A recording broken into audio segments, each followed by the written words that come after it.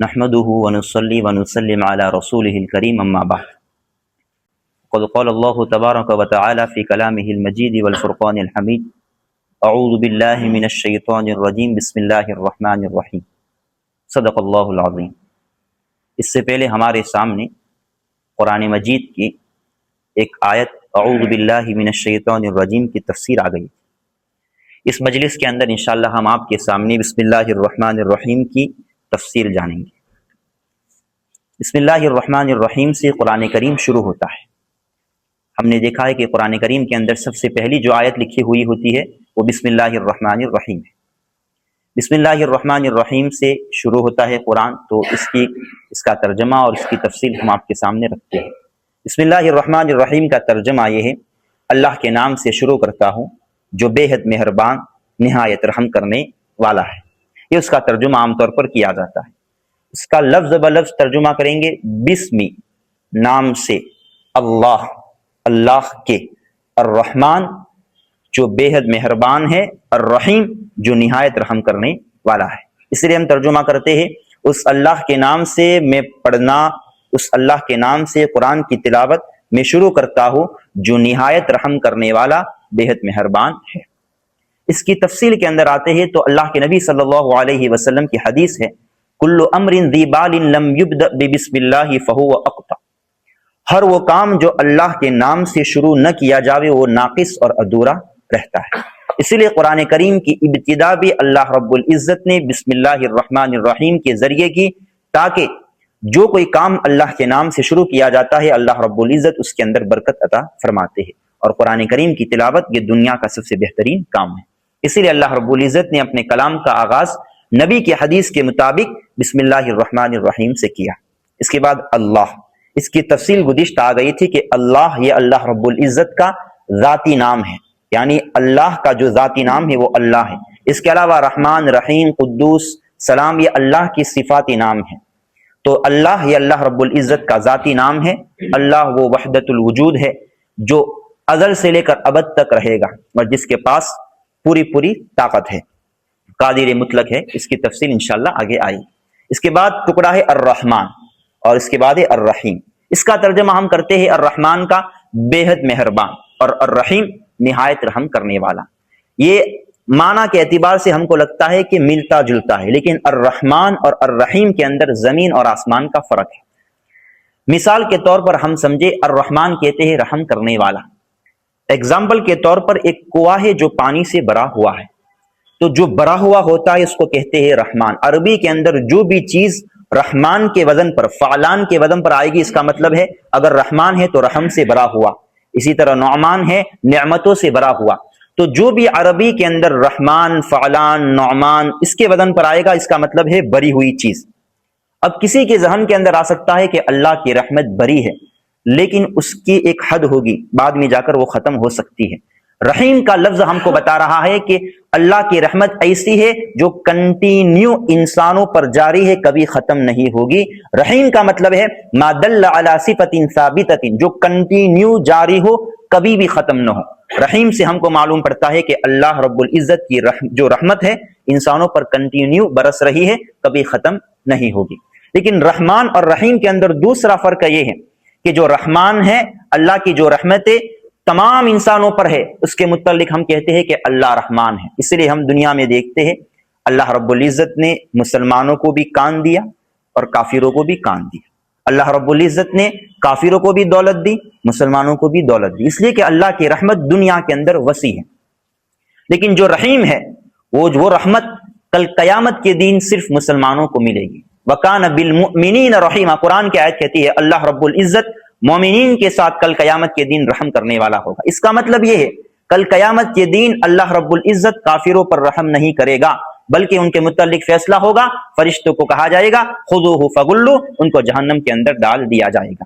ان کا نقشہ قرآن کریم کے اندر اللہ رب العزت نے کھینچا ہے۔ وہ کہیں گے جہنم کے گارڈ سے کہ آپ اپنے پروردگار سے کہے کہ ہم پر تھوڑی رحمت کرے اور ہمارا عذاب کم کرے۔ اللہ رب العزت ان کی بات نہیں سنے گا۔ اس سے معلوم ہوا کہ جو رحیم ہے وہ رحیم کل قیامت کے دن رحمت مسلمانوں کے لیے خاص ہے۔ دوسرا مطلب یہ ہے کہ ایک رحمت عمومی ہے، جیسے کہ ہر انسان کو کان دیا، آنکھ دی، زبان دی، پیر دیے، جسم دیا، یہ رحمت ہے اللہ کی رحمت ملی، اس لیے اللہ رب العزت نے ہم کو صحیح سالم بنایا۔ لیکن رحیم یہ اس رحمت میں داخل ہے جو خصوصی ہے، جیسے کہ ہدایت کا مل جانا، اللہ رب العزت جس کی طرف نظر رحمت کرتے ہیں اس کو ہدایت دیتے ہیں، تو یہ جو رحیم ہے وہ رحیم ہدایت کے ساتھ خاص ہے۔ خلاصہ کلام یہ ہے کہ رحمان یہ عام ہے، تمام انسانوں پر اللہ کی رحمت ہے، اور رحیم یہ خاص ہے، صرف مومنین کے ساتھ اللہ رب العزت کی رحمت ہے۔ اس کے بعد قرآن کریم کی پہلی سورت سورہ فاتحہ شروع ہوتی ہے۔ سورہ فاتحہ کے بہت سارے نام ہیں۔ قرآن کریم کے اندر اللہ رب العزت نے فرمایا وَلَقَدْ آتَيْنَاكَ سَبْعًا مِّنَ الْمَثَانِي وَالْقُرْآنَ الْعَظِيمِ، اے نبی ہم نے آپ کو 7 پڑھی جانے والی آیتیں اور اس کے ساتھ قرآن عظیم ہم نے آپ کو عطا کیا۔ اس کا مطلب یہ ہے کہ سبع مثانی یہ سورہ فاتحہ کا نام ہے جس کو سبع مثانی کہا جاتا ہے۔ اس کے علاوہ نبی کی ایک اور حدیث ہے، ایک فرشتہ اللہ کے نبی کے پاس آئے اور آ کر کہا کہ ابشر بنورین یا محمد صلی اللہ علیہ وسلم سورۃ الفاتحہ و خواتم سورۃ البقرہ۔ اللہ کے نبی کے پاس ایک فرشتہ آیا اور کہا کہ اے محمد آپ کو 2 نوروں کی خوشخبری ہو، نمبر 1 سورہ فاتحہ اور نمبر 2 سورہ بقرہ کا آخری آمن الرسول سے لے کر نیچے تک سورت کے ختم تک۔ اس کا مطلب یہ ہے کہ سورہ فاتحہ کا ایک نام نور بھی ہے۔ نمبر 3 سورہ فاتحہ کا ایک نام سورہ شفا ہے۔ حضرت ابو سعید خدری رضی اللہ تعالیٰ عنہ ایک مرتبہ سفر پر جا رہے تھے، راستے میں ایک جگہ پڑاؤ ڈالا، گاؤں والوں کے پاس کھانا مانگا، انہوں نے منع کر دیا، ان کے سردار کو سانپ نے کاٹ لیا۔ اس کے بعد ابو سعید خدری رضی اللہ تعالیٰ عنہ کے پاس لوگ آئے اور کہا کہ ہمارے سردار کو سانپ نے کاٹ لیا ہے، اگر آپ میں سے کوئی جھاڑ پھونک جانتا ہے تو پھونک دے تاکہ ہمارے سردار کو شفا ہو جائے۔ انہوں نے کہا کہ میں اس پر اجرت لوں گا، تو انہوں نے کہا ہم آپ کو اجرت دینے کے لیے تیار ہیں۔ ابو سعید خدری رضی اللہ تعالیٰ عنہ نے اس سورت کے ذریعے سورہ فاتحہ کے ذریعے پڑھ کر دم کیا، ان کے سردار کو شفا ہو گئی، اس پر ان کو کچھ اجرت ملی۔ روایتوں کے اندر آتا ہے 20 یا 30 بکریاں ان کو ملی۔ اللہ کے نبی کے پاس آئے اور آ کر کہا کہ میں نے اس طرح سورہ فاتحہ کے ذریعے دم کیا اور مجھے اجرت ملی۔ اللہ کے نبی صلی اللہ علیہ وسلم نے فرمایا یہ اجرت تمہارے لیے جائز ہے۔ ایک اور حدیث کے اندر اللہ کے نبی کا ارشاد ہے اس میں میرا حصہ بھی مقرر کرو، میرا حصہ بھی اس کے اندر ہوگا۔ اس سے معلوم پڑا کہ اس سورت کا نام سورہ شفا ہے، اور اس سے یہ بات بھی معلوم ہوئی کہ اگر کسی کو بیماری ہو جاوے تو فوراً ڈاکٹروں کا رخ نہ کرے، سب سے پہلے اس اللہ سے دعا کرے جس اللہ نے یہ بیماری دی ہے۔ حضرت ابراہیم کا یہ معمول تھا کہ جب وہ بیمار ہوتے، قرآن کے اندر ہے والذی یمیتنی ثم یحیین، والذی قرآن کے اندر آیت ہے کہ جب میں بیمار ہوتا ہوں تو شفا دینے والی ذات اللہ کی ہے۔ تو ہم کو چاہیے کہ 2 رکعت اللہ کے سامنے پڑھے، اے اللہ بیماری دینے والی ذات تیری ہے، شفا دینے والی ذات بھی تیری ہے۔ اس کے بعد ہم اپنا جو سبب ہے دنیا کے اعتبار سے اس کو اختیار کر سکتے ہیں۔ اس کے بعد اس سورت کو بھی اگر پانی پر دم کر کے اس کو پڑھ کر پلایا جائے تب بھی شفا مل سکتی ہے۔ اب اس سے ایک اور نقطہ یہ نکلتا ہے کہ جھاڑ پھونک کرنا کیسا ہے۔ جھاڑ پھونک بولتے ہیں کچھ پڑھ کر دم کر لیا، کچھ کاغذ میں لکھ کر اس کو موڑ کر یہاں لٹکا دیا، کسی کو دے دیا، کسی نے پانی میں ڈال کر اس کو پی لیا۔ اسلام کے اندر جھاڑ پھونک کی حقیقت کیا ہے؟ آج ہم دیکھتے ہیں کہ بڑے بڑے لوگ کچھ لکھ کر دیتے ہیں اور شفا ہو جاتی ہے، اس سے لوگ یہ سمجھتے ہیں کہ نہیں جھاڑ پھونک کا اسلام میں کچھ دخل ہے۔ میں آپ کے سامنے 2 چیزیں رکھتا ہوں۔ نمبر 1 جھاڑ پھونک کرنا ان چیزوں کے ذریعے جو قرآن آیات ہے، نبی کی حدیث ہے، نبی کی کلام ہے، ان چیزوں کے ذریعے جھاڑ پھونک کرنا مطلب دم کرنا، جو یہ ہماری زبان کے اندر بولتے ہیں جھاڑ پھونک کرنا۔ تو قرآن کی آیات کے ذریعے دم کرنا، نبی کے احادیث کے ذریعے دم کرنا، یہ اسلام اس کی اجازت دیتا ہے۔ لیکن ان چیزوں کے ذریعے دم کرنا جو کفریہ الفاظ ہے، جو کافر، جس طرح ہمارے مسلمان بھائی کبھی کبھی ان کے باباؤں کے پاس جاتے ہیں اور وہ کچھ لکھ کر ان کے انداز کے اندر وہ پڑھ کر دیتے ہیں، یہ شرک ہے، اس کی اسلام اجازت نہیں دیتا۔ یہ 2 چیزیں۔ نمبر 3 جھاڑ پھونک کو اپنا مشغلہ اور اپنی ہی تجارت بنا کر، اس کو اپنا دندہ بنا کر، اس کو کاروبار بنا کر لوگوں کے حق کو مارنا، لوگوں سے پیسے لوٹنا، اسلام اس کی اجازت نہیں دیتا۔ یہ جو واقعہ ہے ہمارے سامنے، اگر اس کے اندر ہم غور کریں تو معلوم ہوگا کہ حضرت ابو سعید خدری رضی اللہ تعالیٰ عنہ نے پڑھ کر دم کیا اور اجرت اس لیے مانگی کہ انہوں نے کھانا دینے سے منع کیا۔ جب کھانا دینے سے منع کیا تو انہوں نے اجرت مانگی اور وہ اجرت انہوں نے لے لی، لیکن انہوں نے پوری زندگی ہم کو ابو سعید خدری رضی اللہ تعالیٰ عنہ کی نہیں ملتی کہ ایسا ہو کہ انہوں نے ایک دربار لگایا ہو اور لوگ آتے ہو اور یہ دم کرتے ہو۔ آج جو کانسیپٹ اسلام کے کچھ لوگوں نے، مسلمانوں نے جو بنا لیا ہے کہ اپنا دندہ کھول لیا، آتے ہیں لوگ، عورتیں بھی آتی ہے، یہ ہوتا ہے اور اس کو لکھ کر دیا جاتا ہے، اسلام اس کی اجازت نہیں دیتا۔ اگر کوئی امام ہے کچھ پڑھ کر دم کر لیا، اسلام اس کی اجازت دیتا ہے۔ مستقل دندہ بنانا اسلام اس کی اجازت نہیں دیتا۔ تو سورہ فاتحہ، سورہ شفا اس کا ایک نام ہے۔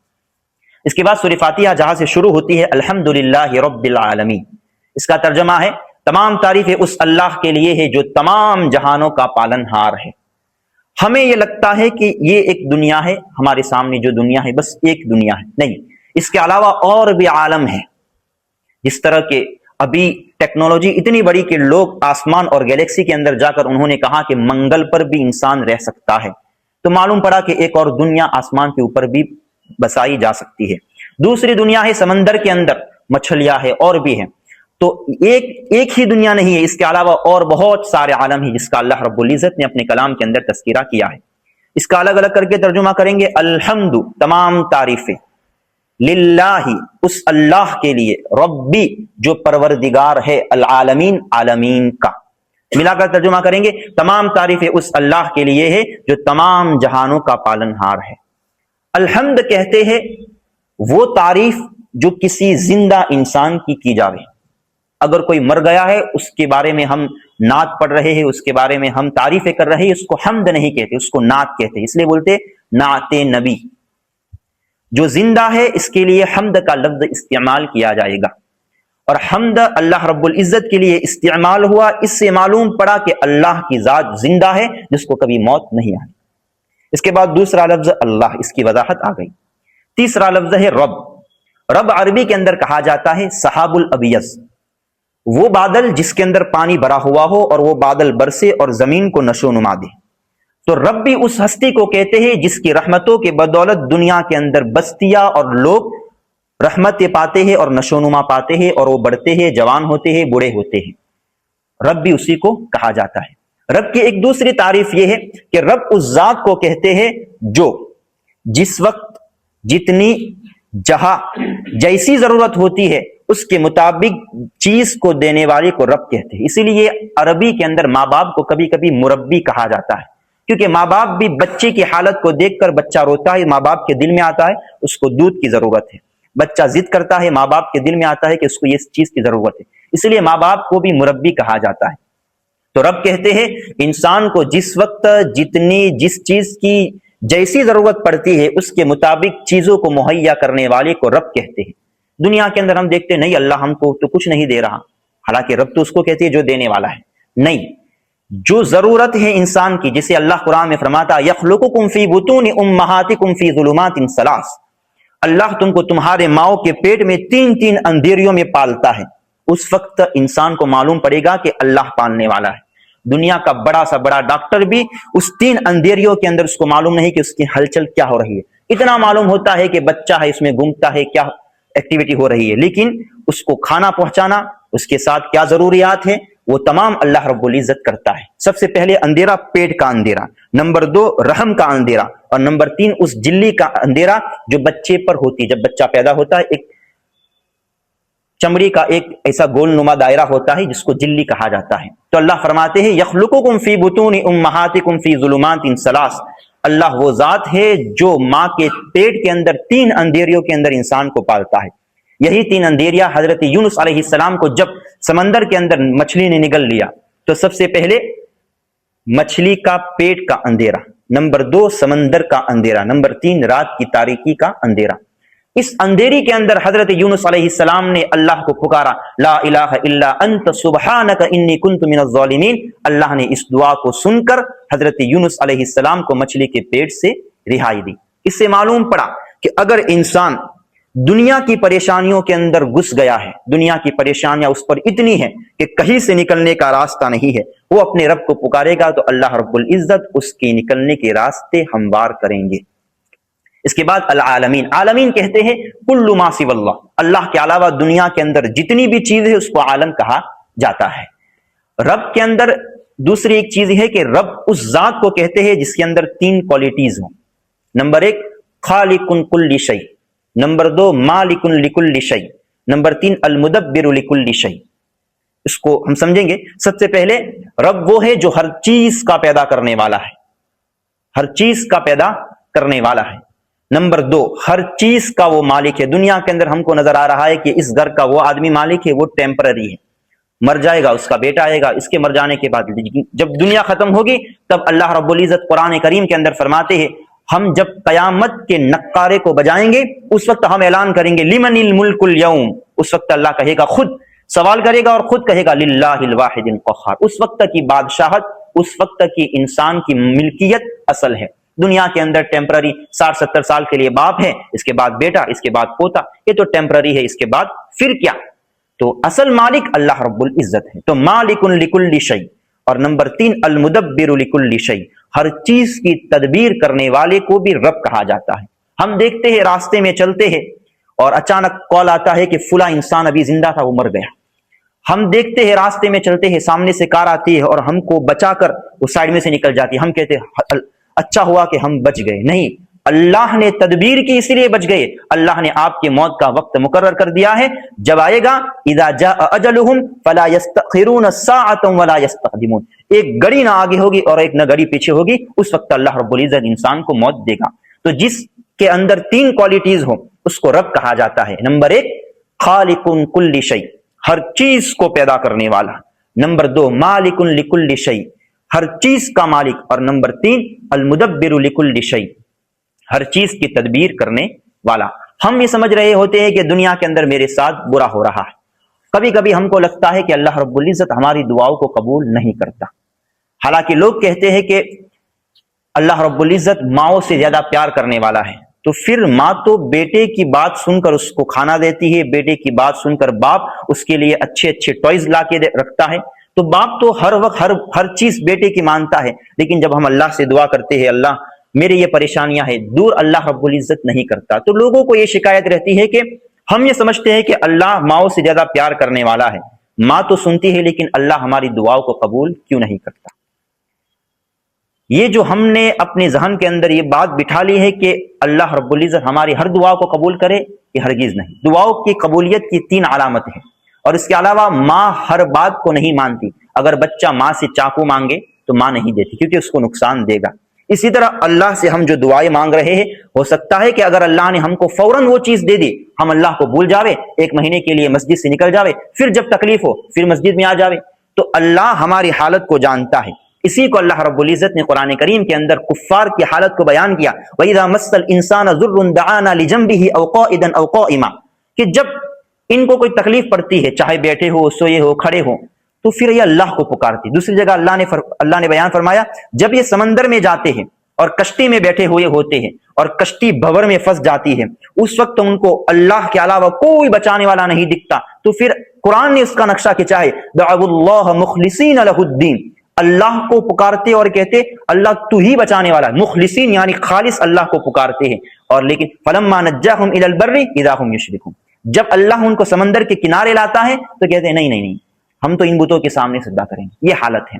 تو اگر ہم یہ سمجھ رہے ہیں کہ اللہ رب العزت ہماری دعا کو قبول نہیں کرتا، تو دعا کی قبولیت کی 3 علامتیں ہیں۔ نمبر 1 جو چیز ہم نے مانگی اللہ رب العزت ہم کو وہ دے دے، یہ دعا کی قبولیت ہے۔ نمبر 2 جو چیز ہم نے مانگی اس چیز کے بدلے میں جو پریشانی ہم پر آنے والی تھی وہ پریشانی اللہ ہٹا دے، تو یہ بھی ہمارے لیے دعا کی قبولیت کی علامت ہے۔ نمبر 3 ہم نے جو دعا مانگی اس دعا کو اللہ رب العزت نے آخرت کے لیے جمع کر دیا اور کل قیامت کے دن اس کا بدلہ دیں گے، تو یہ بھی دعا کی قبولیت کی ایک علامت ہے۔ کل قیامت کے دن جب بندہ اللہ کے سامنے کھڑا ہوگا تو اللہ کہے گا کہ آپ کے نامہ اعمال کے اندر اتنی اتنی چیزیں ہیں، تو بندہ کہے گا کہ میں نے اعمال تو نہیں کیے۔ اللہ فرمائے گا دنیا کے اندر تم نے وہ دعا مانگی تھی، ہم نے اس کو اسٹور کر کے یہاں رکھ لیا۔ تو بندہ تمنا کرے گا کاش کہ دنیا کے اندر میری کوئی دعا قبول نہ ہوتی۔ تو ہم یہ اللہ سے بدگمانی نہ کریں، اللہ سے ہم اچھا گمان رکھیں کہ اللہ رب العزت ہماری دعاؤں کو قبول کرنے والا ہے۔ لیکن کبھی کبھی انسان کی حالت ایسی ہوتی ہے، انسان کے گناہ ایسے ہوتے ہیں کہ اس کی وجہ سے دعا رکاوٹ کا ذریعہ بن جاتی ہے۔ اس کے بعد جو آگے ہے قرآن کریم کی آیت الرحمن الرحیم، اس کی تفصیل ابھی کی۔ مالک یوم الدین، مالک یوم الدین جو روز جزا کا مالک ہے، الگ الگ کر کے ترجمہ کریں گے۔ مالک جو مالک ہے، یوم دین کا، الدین روز جزا مطلب قیامت کے دن کا، جو قیامت کے دن کا مالک ہے۔ اللہ یہاں یہ بھی کہہ سکتا تھا کہ جو دنیا کے دن کا مالک ہے، اس لیے اللہ رب العزت نے نہیں کہا کہ دنیا کے اندر ہم دیکھتے ہیں کہ ٹیمپرری اور کچھ وقت کے لیے لوگ ہر چیز کے مالک ہیں، تو لوگوں کو یہ اندیشہ ہو سکتا تھا کہ نہیں، دنیا کے اندر اللہ مالک کہاں ہے، ظالم ظلم کرتا ہے اپنے حساب سے، اگر اللہ مالک ہوتا تو بچاتا، ظالم اپنی منمانی کرتا ہے۔ تو دنیا کے اعتبار سے ہم کو لگتا ہے کہ انسان ہر چیز کے کسی چیز کے مالک ہے، اس لیے اللہ رب العزت نے اس دن کا تذکرہ کیا جس دن کسی کی بادشاہت، کسی کی چودراہٹ، کسی کی سلطنت نہیں چلے گی، بلکہ اللہ رب العزت کی حکومت چلے گی۔ یہ قرآن کریم کی جو آیت ہے مالک یوم الدین، اس کو اس طرح بھی پڑھا جاتا ہے مالک یوم الدین، اور اس کو ملک یوم الدین بھی پڑھا جاتا ہے۔ مالک اور ملک کے اندر فرق ہے۔ مالک کہتے ہیں انت تملک، کہ آپ کسی چیز کے مالک، اس کو بولیں گے آپ مالک ہیں، لیکن ملک بولتے ہیں انت تملک من یملک، آپ جس چیز کے مالک ہے اس پر بھی دوسرا کوئی مالک ہو۔ جیسے میں اس موبائل کا مالک ہوں، لیکن میرا مالک اللہ ہے، تو اللہ کو ملک کہتے ہیں اور اللہ کو مالک بھی کہتے ہیں۔ تو ملک اور مالک کے اندر یہ فرق ہے کہ مالک کہتے ہیں جو کسی چیز کا مالک ہو، اور ملک کہتے ہیں جس چیز کے تم مالک ہو وہ تمہارا بھی مالک ہو۔ اس لیے اللہ کو مالک اور ملک دونوں کہا جاتا ہے۔ قرآن کریم کی جب تفسیر ہم پڑھتے ہیں تو اس کے اندر جگہ جگہ ہمارے لیے ایسی چیزیں آئے گی جس کو ہمیں اپنی زندگی کے اندر ڈالنا ہوگا۔